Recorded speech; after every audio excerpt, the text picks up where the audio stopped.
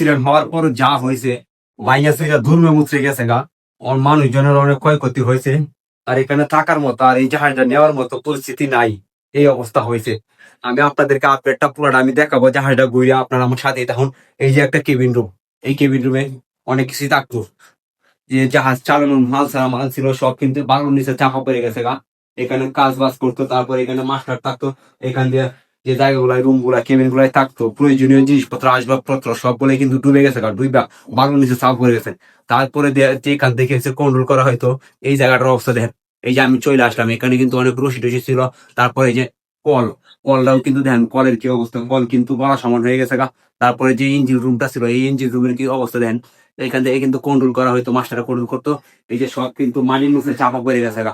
একটু অল্প হয়েছে, অনেক কষ্ট করে কিন্তু এতটুকু ফাঁকা করতে, যাতে এই জিনিসগুলো উদ্ধার করতে পারে।